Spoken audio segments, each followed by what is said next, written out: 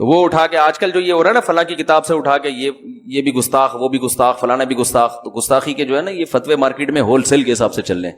تو وہ جو ہے وہ نہ ان کی خدمات دیکھ رہے ہوتے ہیں، نہ یہ دیکھ رہے ہوتے ہیں کہ واقعہ ہوا کیا تھا. تو بس وہ سب کو ایک ہی لاٹھی سے ہانک رہے ہوتے ہیں. اچھی سوچ ہوگی، مثبت سوچ ہوگی تو آپ تعویل کرو گے، اور منفی سوچ ہوگی تو پھر ایسی باتیں کرو گے. ابھی جناب ڈاکٹر ذاکر نائک سے ملاقات ہوئی نا میری، تو وہ اردو میں تھوڑے کمزور ہیں.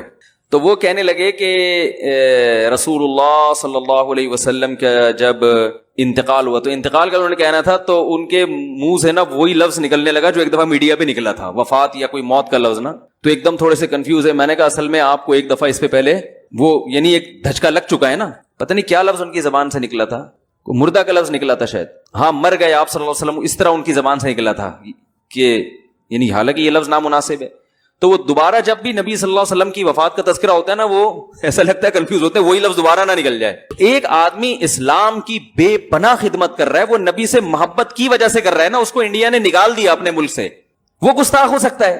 اتنی بڑی اس کی خدمات نہیں دیکھ رہے، ایک لفظ کو پکڑ کے بیٹھے ہوئے گستاخ ہے گستاخ ہے گستاخ ہے. جو نبی صلی اللہ علیہ وسلم کی شان میں گستاخی کرنے والا ہے، وہ پوری پراپرٹی انڈیا نے قبضہ کر لی ہے ڈاکٹر صاحب کی. انڈیا میں اپنے ملک میں جا نہیں سکتے، درجنوں جھوٹے کیسز ان کے اوپر ڈال دیے ہیں. تو بھائی آپ کو تو سلوٹ کرنا چاہیے ایسے آدمی کو، یار غیر مسلموں کو دین کی دعوت میں اتنی بڑی قربانی دی. وہ ساری محنتیں ایک طرف، اور لفظ مرنا وہ جو جان کر بھی نہیں نکالا، اور اردو میں بھی تھوڑے سے کمزور ہیں. ویسے ایسے کمزور نہیں ہے، لیکن یہ کہ وہ بامبے کی اردو ہے نا تھوڑی سی، وہ کوئی بہت ہر آدمی یعنی جو بامبے میں جو لوگ فون آتے ہیں نا، ان کا لب و لہجہ اور ہمارے لب و لہجے میں کافی فرق ہے.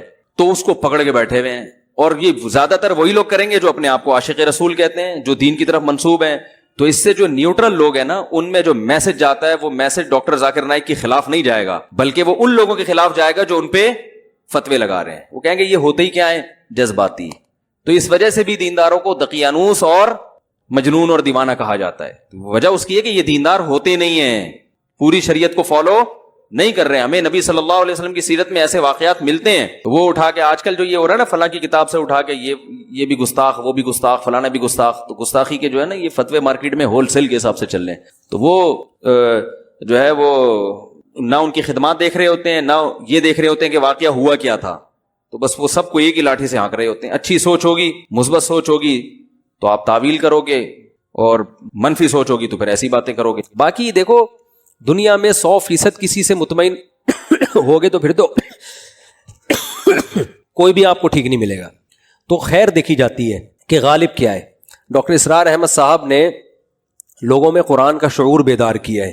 بعض فروعی مسائل ان کے ایسے ہیں جس میں ہمیں ان سے اختلاف ہے، ٹھیک ہے نا. تو لیکن عمومی طور پر انہوں نے ان کی جو خاصیت ہے نا، آسان زبان میں لوگوں کے لب و لہجے میں اور جدید ذرائع کو استعمال کر کے قرآن کے ان مضامین کو ہائی لائٹ کیا ہے جن کو اللہ نے بہت اہتمام سے بیان کیا ہے. قرآن کے کچھ مضامین ایسے ہیں جو بہت اہتمام سے اللہ نے ان کو، تو انہوں نے ان مضامین کو اچھالا ہے. تبھی آپ تنظیم اسلامی کے لوگوں میں اکثریت کو دیکھیں گے جہیز نہیں لیتے یہ لوگ. اچھا کام کیے ڈاکٹر ذاکر نائک، تو ذاکر نائک ہے بھائی، وہ تو ہٹو بچوں، کیا خیال ہے ٹھیک ہے. ڈاکٹر ذاکر نائک تو کیا ہے. کل میں نے ان کا کلپ سنا، پتہ نہیں کیا سوال کیا، انہوں نے فوراً وہ نکال کے ہندوؤں کی کتاب کا حوالہ دے دیا. ابے یار ہندوؤں کی کتابیں بھی رٹی ہوئی ہیں، عیسائیوں کی بھی رٹی ہوئی ہیں، پارسیوں کی بھی رٹی ہوئی ہیں، صفحے نمبر بھی رٹے ہوئے ہیں ان کے.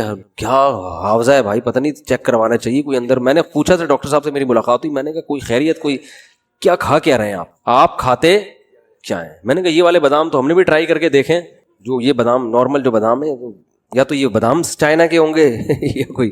تو گاڈ گفٹڈ صلاحیتیں اللہ نے دی ہوتی ہیں بعض لوگوں. اور پھر بڑی بات ڈاکٹر ذاکر نائک میں یہ ہے کہ اتنا کچھ ہونے کے بعد انتہائی درجے کی تواضع ہے. میں ڈاکٹر صاحب سے 2 دفعہ ملا ہوں، تو میں نے ان کو بالکل ایک سادہ سا انسان پایا، نارمل، کوئی پھوں پھاں نہیں ہے. ہم جب جا کے بیٹھے تو بار بار خود ہی چائے لا کے پیش کر رہے ہیں، خود ہی کھجور، کبھی کھجور آ رہی ہے، کبھی چھوارے آ رہے ہیں، کبھی مٹھائی آ رہی ہے، کھائیں کھائیں. اور 2-2.5 گھنٹے ہم ہی اٹھے ہیں، اکرام میں ڈاکٹر صاحب بیٹھے رہے ہیں، حالانکہ بہت مصروف آدمی ہے. تو وائٹ کلر کا کرتا شلوار، وہ کہتے ہیں یہ جو میں پینٹ شرٹ پہنتا ہوں نا، یہ بین الاقوامی یہ لباس ہے، یہ ریکوائرمنٹ ہے. وہ شلوار قمیض میں غیر مسلموں کا بندہ سمجھ میں آتا ہی نہیں ہے، لیکن نارمل ان کا ڈریس ہے کرتا شلوار ماشاءاللہ آدھی پنڈلی تک، چائنا والی جالیوں والی ٹوپی پہنی ہوتی ہے، بالکل جیسے ایک ایک سیدھے سادہ ایک مسلمان کا لباس ہوتا ہے, کوئی پھوپھا نہیں ہے, تو محنت ہے, کام کو ہدف بنایا ہوا ہے انہوں نے. اچھا ایک بڑی خاندانی بات انہوں نے یہ کی, ان کا چونکہ ویژن ہے نا, جس آدمی کا ویژن نہیں ہوتا وہ کہتا ہے بس دنیا میں جو کچھ کرنا ہے نا کر آ کے نکل لو, بات کی دیکھی جائے گی. انہوں نے اپنے پروگرام کی ریکارڈنگ کے لیے کروڑوں روپے کے کیمرے خریدے ہیں کہ ان سے بہت ہائی ریزولیشن کی ویڈیو بنے جو اگلے 50 سال میں دنیا دیکھے گی. کیونکہ جو اس آج کل جو کیمروں کی جو ویڈیوز بن رہی ہیں نا, ٹیکنالوجی اتنی تیزی سے ترقی کر رہی ہے کہ یہ ویڈیو 50 سال بعد نہیں. تو انہوں نے کہا میں ایسا کام کرنے والا ہوں کہ انویسٹمنٹ تو ٹھیک ٹھاک ہو گئی ہے کروڑوں روپے کی, لیکن یہ ویڈیوز 50 سال کے بعد لوگ دیکھیں. کون سی ویڈیوز, یہ بھی سن لیں.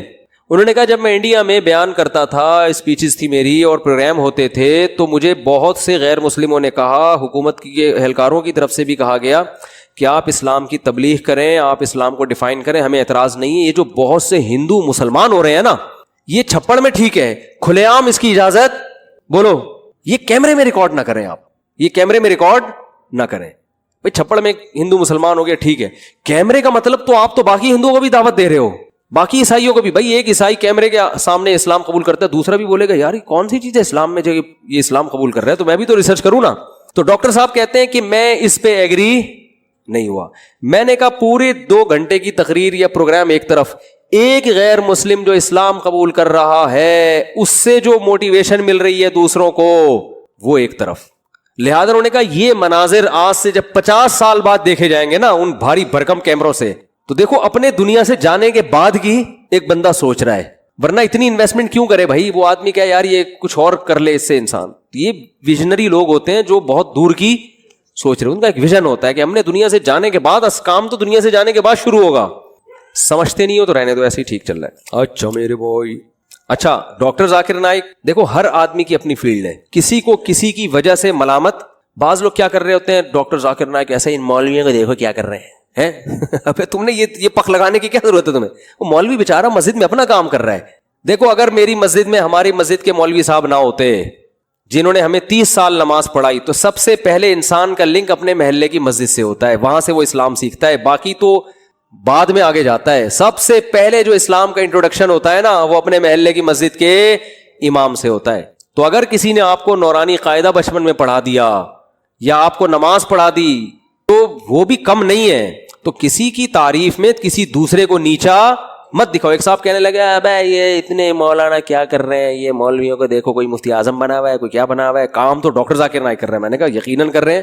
حضرت مفتی تقی عثمانی صاحب کی کتابیں جو عیسائیت پر ہیں, ڈاکٹر ذاکر نائک نے وہ کتابیں پڑھی ہیں اور وہ خود بھی معترف بھی ہیں اس کے. تو وہ کتابیں نہ ہوتی تو ان کا کام کیا ہو جاتا. بھائی جو تحقیق اب پیش کی جا رہی ہے یہ تحقیق نہیں تھوڑی ہے, تو تحقیق پہلے علماء کر چکے ہیں. اب تو ان کا حافظہ ہے کہ اس تحقیق کو لوگوں کے سامنے لانا. کچھ چیزوں میں تحقیق کی, بہت ساری تو پرانی ہے.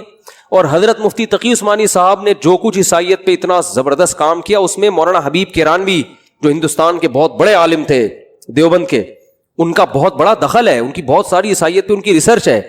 تو یہ سب ایک دوسرے سے سلسلہ جڑا ہوا ہوتا ہے. ایسا نہیں ہوتا کہ ایک آدمی ایک دم آج اٹھ کے آئے اور کام ہو. پیچھے اس کے طیب اردگان جو آج اسلامی ہیرو بنا ہوا ہے, تو یہ طیب اردگان نہیں ہے, اس سے پیچھے اس کے اسلاف گزرے ہیں جنہوں نے ایک بنیاد رکھی تھی کہ ترکی میں اس طرح سے انقلاب لے کر آنا ہے. اس انقلاب سے پیدا ہونے والے ہزاروں فردوں میں سے ایک فرد کیا ہے, طیب اردگان ہے. ورنہ ایک آدمی سے تھوڑی ہوتا ہے. ایک طیب اردگان اکیلا اٹھ کے آ گیا, باقی کوئی بھی نہیں ہے تو کچھ بھی نہیں ہوگا. پورا ایک دیکھو, ہم کہتے ہیں سلطان محمد فاتح نے قسطنطینیہ فتح کیا, زندہ باد. او بھائی سلطان محمد فاتح کے ساتھ جو فوج تھی نا, اصل کام تو اس کا ہے, ٹھیک ہے نا.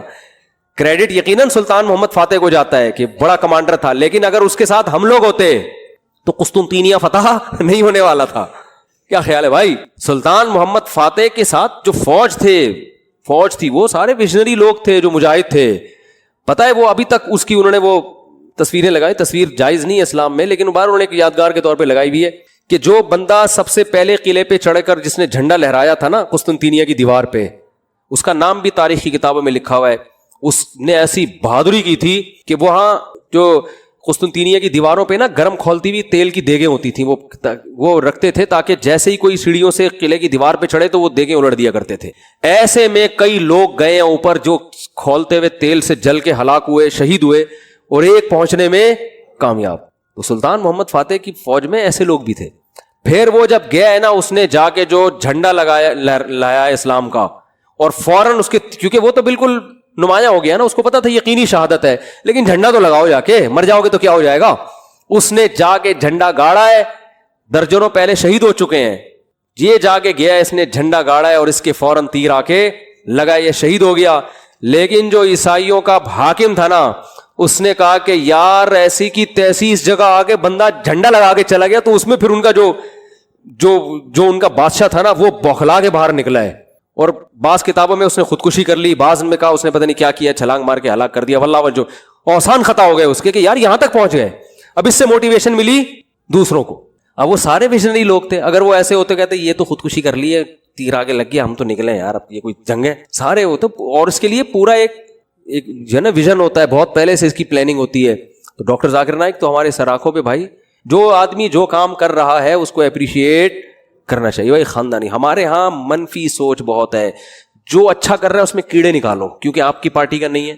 ڈاکٹر ذاکر نائک کے لوگوں نے پتہ نہیں کیا کیا ملحد اور پتہ نہیں کیا کیا کہہ دیا, چونکہ کچھ مسلکی اختلاف آ رہا تھا. اور بعض ڈاکٹر ذاکر نائک سے عقیدت میں اتنی غلو کیا انہوں نے کہ ان کے سوا, میں لکھا ہوتا ہے ڈاکٹر ذاکر نائک کی جو اسپیچز ہیں اس کے نیچے, اب ان کو دیکھو کام, اور یہ مولویوں کو دیکھو یہ کیا کر رہے ہیں, مولویوں کو دیکھو کیا کر رہے ہیں. بھائی مولوی بیچارہ اپنا کام کر رہا ہے, انہوں نے مسجدیں سنبھالی ہوئی ہیں, محلوں کو سنبھالا ہوا ہے انہوں نے. جو مسلمان ہو رہے ہیں ان کو تو انہوں نے ہی سنبھالا ہوا ہے نا. سارا دن دارالفتہ مدارس ہمارے دیکھ لو, دارالعلوم کورنگی ہے, سارا دن ہزاروں لوگ ان سے مسائل پوچھتے ہیں. یہ بند ہو جائیں تو یہ مسائل کون بتائے گا؟ تو ہر آدمی اپنا کام کر رہا ہے, جو برا کر رہا ہے اس کو بولو یہ غلط کام ہے, جو اچھا کر رہا ہے اس کو بولو کیا کر رہا ہے بھائی, ہٹو بچوں.